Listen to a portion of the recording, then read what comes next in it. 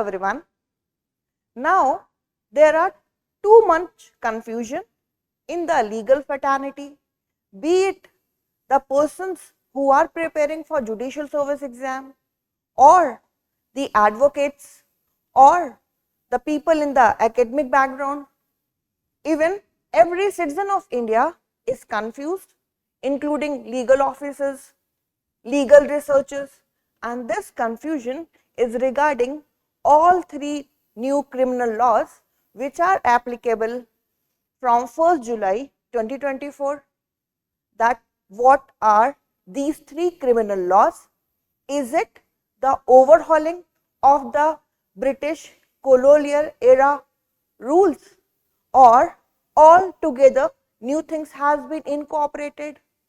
To end up this kind of confusion, we Drishti Judiciary have come up with a solution, and that solution is a module course on all three new criminal laws.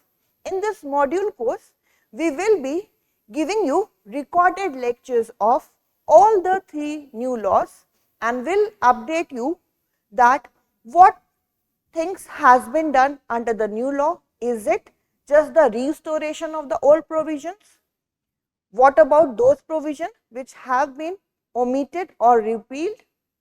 What about the new things which we called the brand new provision under three's new law? So through this course will help you that what is the new law all about, and simultaneously will be letting you know what was there in the old law. A comparative analysis on all three laws is there in your hand at the ease of your comfort with the help of Drishti Judiciary in this module course.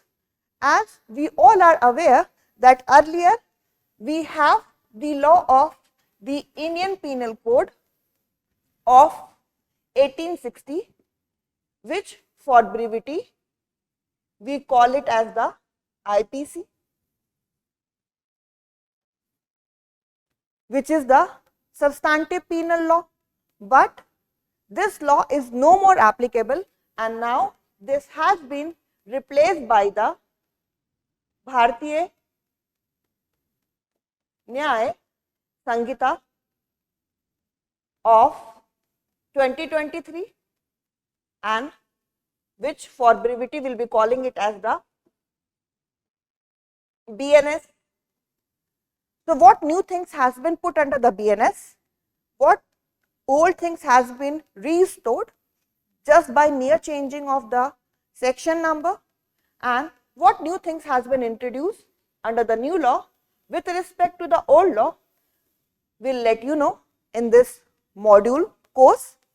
Along with the IPC, which is no more applicable now, which has been replaced by the BNS, will let you know that what new things has been included or restored or inserted with respect to the Indian Evidence Act of 1872, which for brevity we call it as the IEA. And again this IEA is no more applicable, and this has been replaced by the Bharatiya Sakshya Adhiniyam of 2023, which for brevity we call it as the BSA. So what new things has been incorporated under the BSA? What things has been repealed which was earlier there in the Indian Evidence Act? What things has been exactly restored by mere change of location of the section number? That will be told to you through this course. Along with the BSA, which has taken place of the Indian Evidence Act, this is the second law. The third law which is there in our module course is the law of with respect to the procedural criminal law, and that is earlier it is the Criminal Procedure Code of 1973, which for brevity we call it as CRPC, but with the introduction of the new law CRPC stands repealed, and in the place of CRPC, we have the law of the Bharatiya, Nagarik, Suraksha, Sanhita of 2023, which for brevity we call it as the BNSS. So, what is this BNS? What changes has been brought with respect to the timeline procedure? Whether this BNSS has been made with respect to the victim centric approach, and now our three laws are shifting from the penalizing approach to the attaining the justice system. This all law is just to provide more transparency and accountability of all what new methods of recording of the evidence is given. So, through this course, we will let you know each minute detail with respect to all three laws. Now, let me tell you in brief that how this module course will help you, because it has included in itself the details. So, through this course, we will let you know that what old things has been restored as it is, what new offences, what new methods of recording evidences, what new concept of zero FIR which was not expressly there under the old provision. So, what new offences of mob lynching, what about the e-filing of FIR, e-challan, what about the new offences like terrorist attack, what about the admissibility of the electronic record and digital record. It means we all are introducing the laws so as to cater the need of today's society. So, what things has been introduced, new things, what has been repealed, this all will be told to you through this module course. Let us take the example one by law, all these three new laws. So, as we all are aware that under IPC, it was just 511 sections which were there, and now instead of 511 sections under the Bharatiya Nyaya Sanhita, for short BNS, that merely contains 358 sections.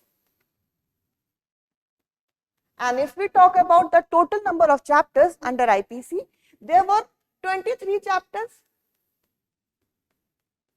And if we see the new law, so just 20 chapters are there. So, ये तो बात हो गई only regarding the framework. Now, let us see what things has been changed.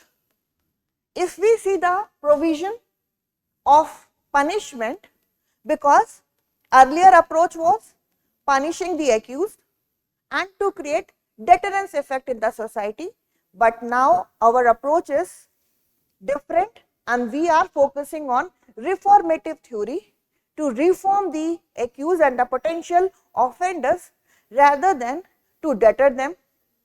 So, a new kind of punishment has been introduced. Earlier, if we see section 53 of the IPC, which provides for the kinds of punishment.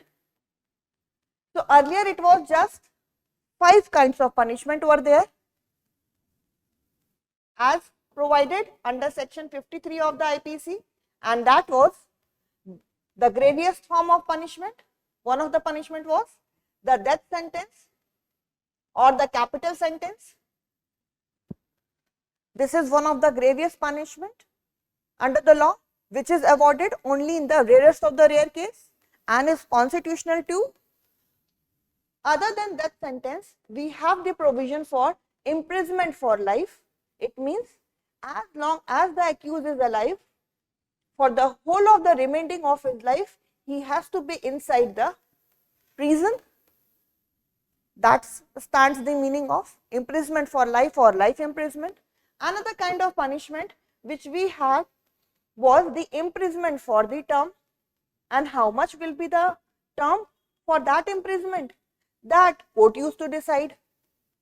taking into the consideration the nature of the offence, the severe the offence would be, the higher the punishment will be. And along with the nature of offence, the nature of offender is also taken into consideration. Is it the young offender, first time offender, or a potential offender?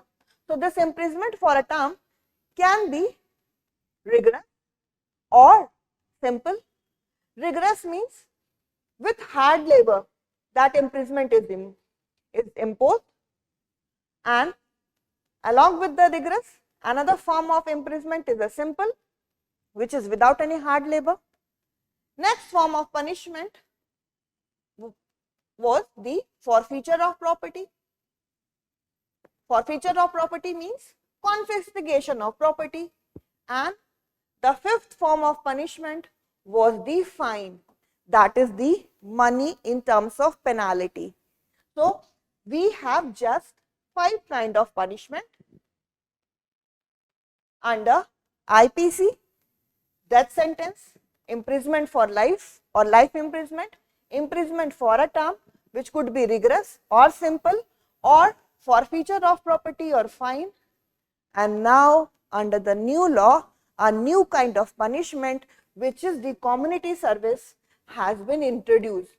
So, along with these 5 punishment, a new kind of punishment, that is the community service, has been introduced if we see section 4 of the BNS. So, now we have 6 kind of punishment. And what is community service? That is provided under section 23 के explanation में. So, if we see the explanation of section 23 of the Bharatiya Nagarik Suraksha Sanhita, there the term community service has been provided. Such service, such work which is for the benefit of a community.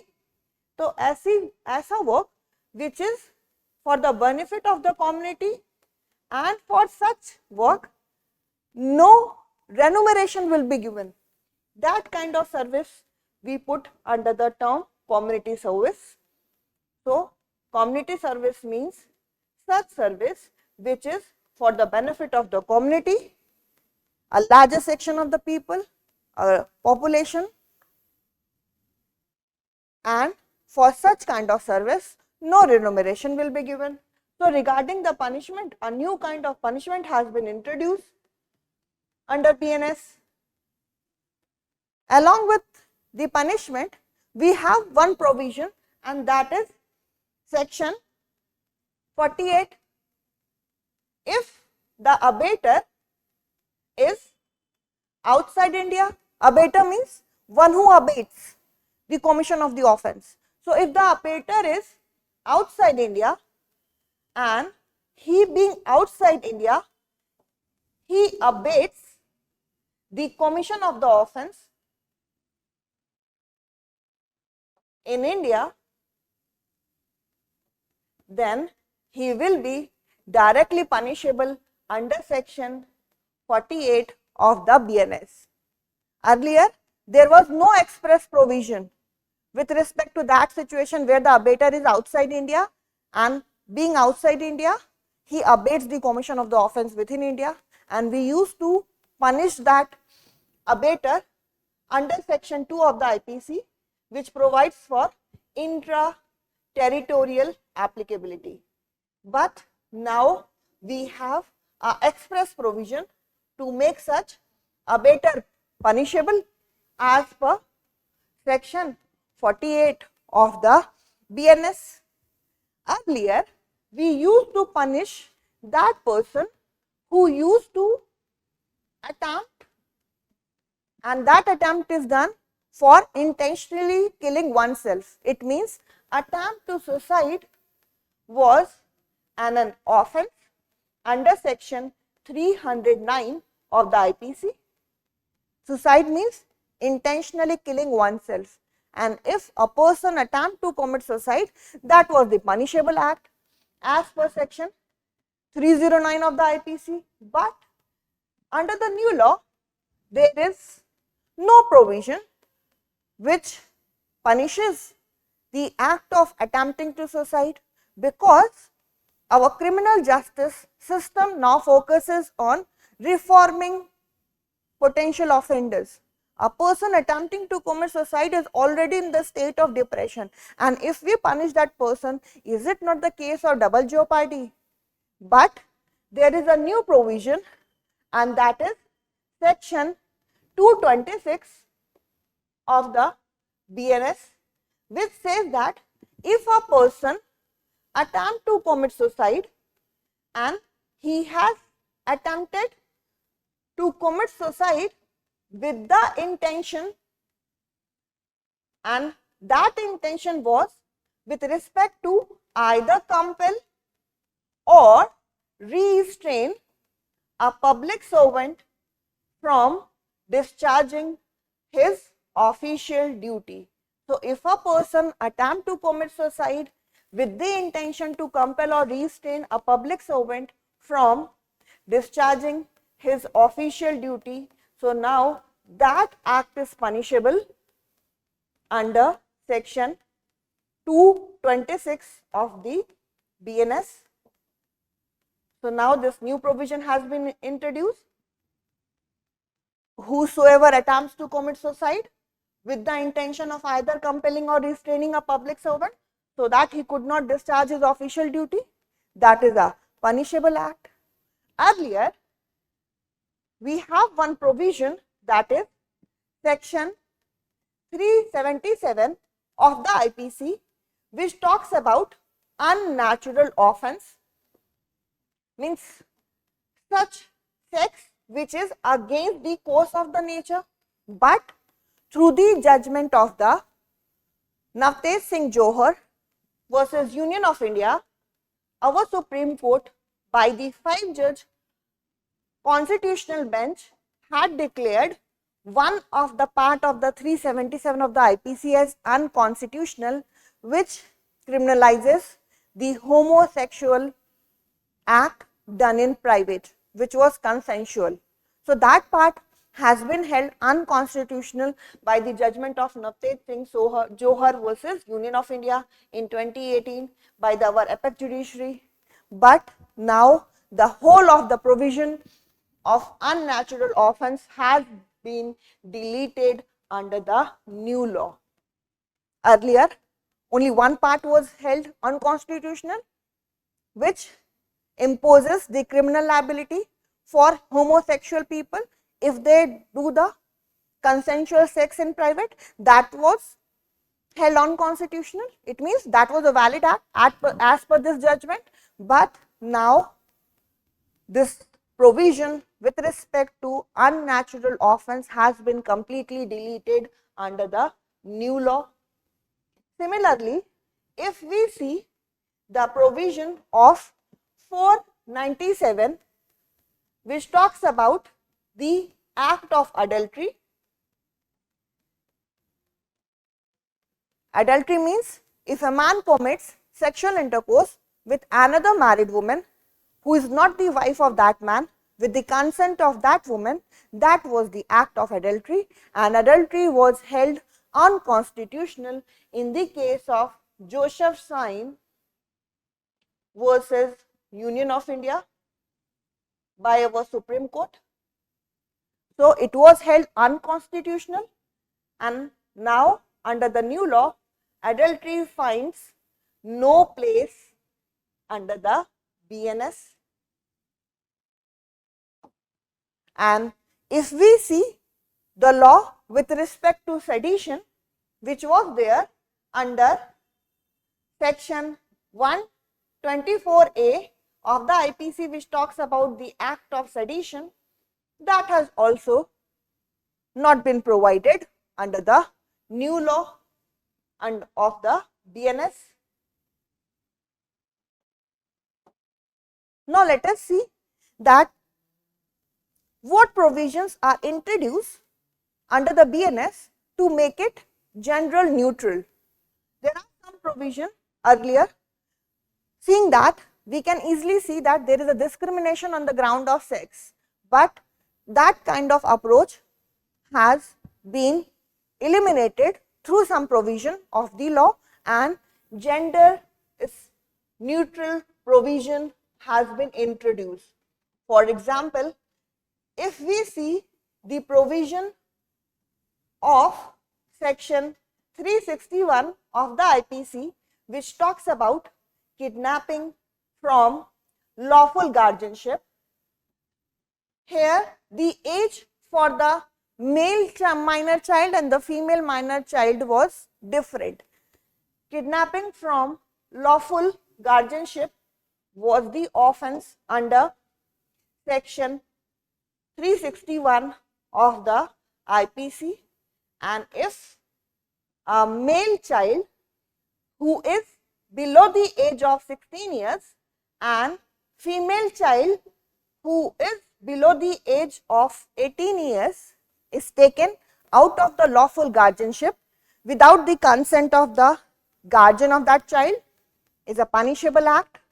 So, now, earlier there was a discrimination on the ground of age, but now under the new law, if we see section 137 subsection 1 clause B, which talks about kidnapping from lawful guardianship, so there the word child has been put, and a child is a person who is below 18 years. So 18 years now has been made a uniform age, be it a minor male child or a minor female child, as per the provision of 137 subsection 1 clause B, which talks about kidnapping from lawful guardianship under the new law of Bharatiya Nyaya Sanhita. Similarly, if we see the offence of voyeurism, which was earlier given under section 354C of the IPC. So there the accused was male. If you see the initial line of the Bare Act under section 354C, there it was written that when a man watches a woman, when that woman is indulged in a private act, then that was the offence of voyeurism. Private act means such act which a woman is doing in which that woman has no expectation of being observed by any person. It means where she needs the privacy. But now under the new law, this word man has been replaced by whoever, and as per the provision of section 77 of the BNS, which talks about the offence of voyeurism. So now general neutral provision are there under the new law. Similarly, if we see the term gender as provided under section 8 of the IPC, so there it was written that he includes she, and if we see the definition clause, that is section 2 clause 10 of the BNS, so there along with the male, female, these transgender persons are also included under the term gender. Earlier it was just male and female, but now even the third section of the society has been given the place under the term gender. So it is the, be it the male, female or the transgender, they all three are being included under the term gender under the new law. There are many new offences which has been put seeing the recent situation. You might be aware with the too many incident of mob lynching. So now the new law punishes the act of mob lynching under section 103 subsection 2 of the BNS. So along with the act of making mob lynching a punishable one, we have introduced the new offences like the organized crime as per section 111 of the BNS. Along with the organized crime, we have also provided for petty organized crime under section 112, and as terrorism is a global threat for all of us, so terrorist act has been made a punishable one, and a new kind of offense has been provided under section 113 of the BNS, which talks about terrorist act. So these are the few changes which has been introduced. So through this module course, we'll let you know that what old thing has been just restored, like the provision for common intention when two or more people actively participate in the commission of the offense. So they all will be liable as if that offense has been done by that person alone. So common intention being one of the instances of joint and constructive liability was given under section 34 of the IPC, and same provision, just the number has been changed, and that has been provided under section 3 subsection 5 of the BNS. So we'll let you know all the details with respect to the BNS. Along with that, let us see what things has been introduced under the new law of the Bharatiya Sakshya Adhiniyam with respect to the Indian Evidence Act. So if we see the Indian Evidence Act, it was just 167 sections, and now the number has been increased, and now we have 170 sections under the BSA. Earlier it was just 11 chapters under the Indian Evidence Act and the 3 parts. But now if we see the new law, so chapter number has also been increased, and now we have 12 chapters and 4 parts are there. So this is only about the framing of the new law. Let us see what things has been introduced, what things has been replaced under BSA. If we see section 1 of the Indian Evidence Act, it provides for short title, extent and commencement, and specifically if we talk about the extent, so it applies to the whole of the India, and this has been made possible after the abrogation of Article 370 of the Constitution of India with the enactment of the Jammu and Kashmir Reorganization Act of 2019. But now if we see section 1 of the Bharatiya Sakshya Adhiniyam, so there the title says of section 1, short title is there, application is there and commencement is there. The extent has expressly not been provided under section 1, and the reason behind not providing the extent is that it could have affect the admissibility of digitally generated evidences which are generated outside India. So in order to include new methods of recording evidences to make those evidences admissible in India, the extent has not been provided under the law of BSA. Many wider domains are given to various terms, like if we see the term document, which was earlier given under section 3 of the Indian Evidence Act, which talks about the interpretation clause. Earlier all the terms were provided under section 3, that was the interpretation clause. Now all has been given under section 2 subsection 1, which is the definition clause under BSA. And more specifically, if we see section 2 subsection 1 clause D of the BSA, which provides for the definition of the term document, a wider domain has been given to the term document. Let us see what new things has been introduced under the BSA. Document means any matter which is expressed or described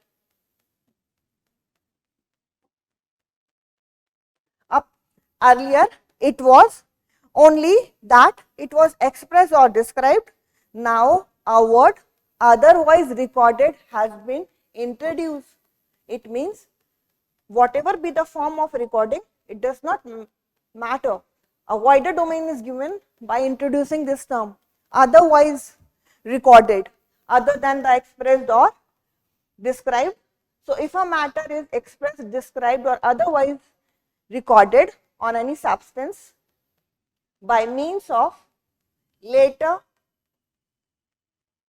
figures, marks, earlier it was just later figure marks or more of these combination, and now they have provided a term by any other means.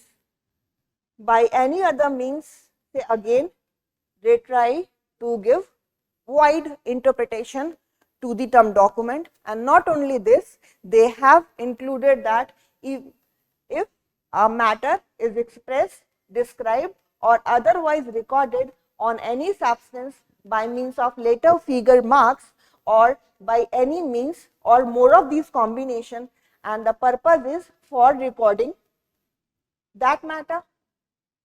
And under the new law, even the recording, if it is done in any digital or electronic form, that is also been included under the term document.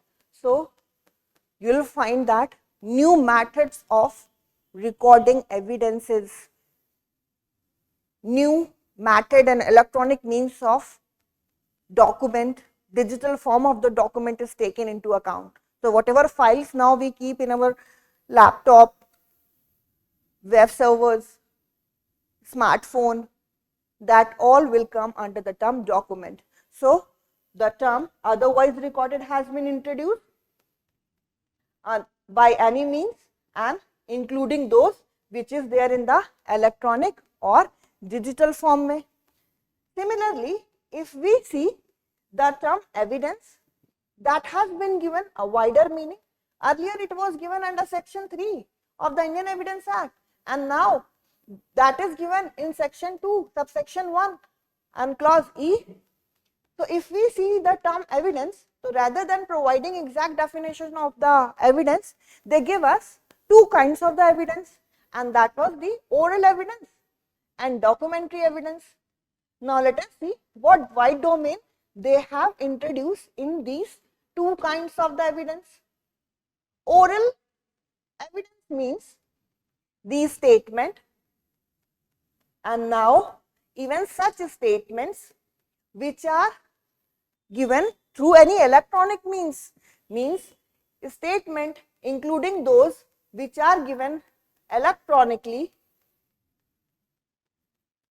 by the persons whom the court permit or the court require. These two words has been used because it could be the party witness. A party used to give the list of the witnesses. So permit word has been used for the party witness because court will allow only some, few or all depending on the discretion of the court.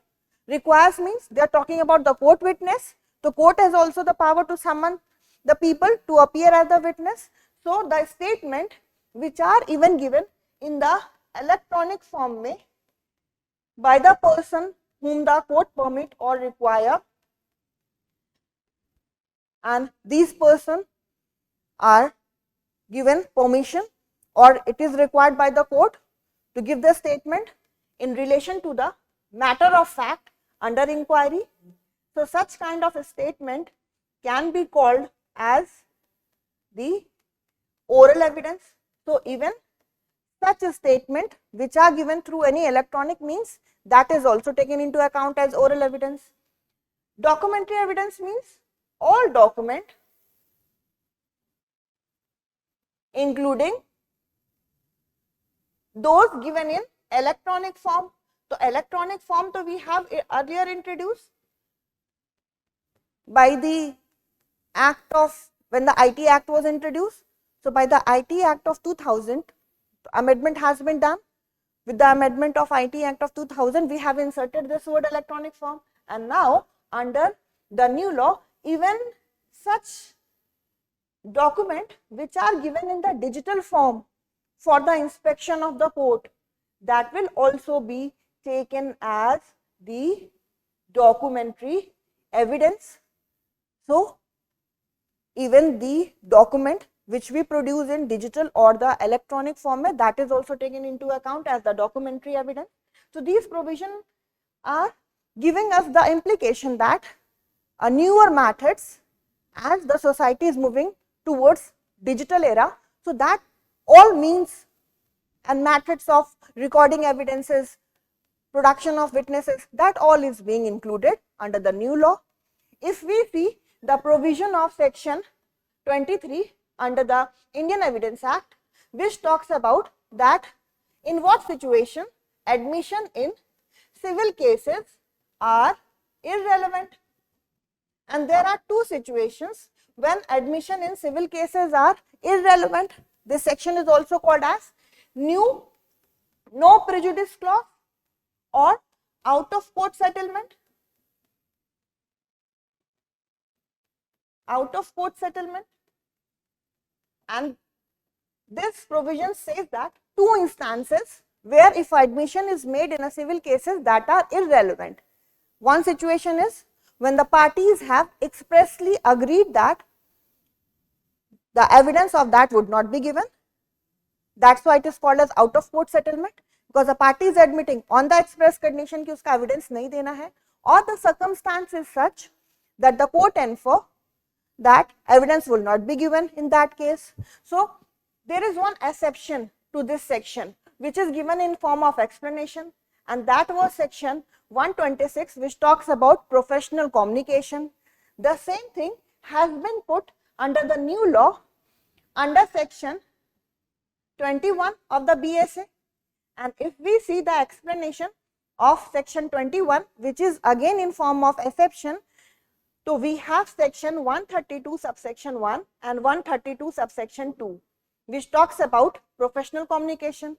So earlier there were many words used like attorney, barrister, pleader or vakil, but now all these words has been substituted by a single word, and that is advocate. Similarly, if we see section 30 of the Indian Evidence Act, which says that if two or more persons are put to joint trial for the same offence, then a confession made by one person implicating him and the others may be taken by the court into account against the other co-accused also. So, whatever was given in section 30 now under the Indian Evidence Act, now that is given under section 24 of the BSA, and in the term offence even the attempt and abatement was included. So, that was given under explanation of section 30. Now, there has been one explanation added more to section 24. So, जो पहले explanation में था, that we have put in explanation 1, and now we have inserted one more explanation to section 24, and it says that even if the two or more persons are on same trial, and in that trial if the person, there are some person who are absconded, or there are some person who are not complying the provision of proclamation as per section 84 of the BNSS, then they all will be taken as co-accused for the purpose of this section. This has been newly introduced under BSA.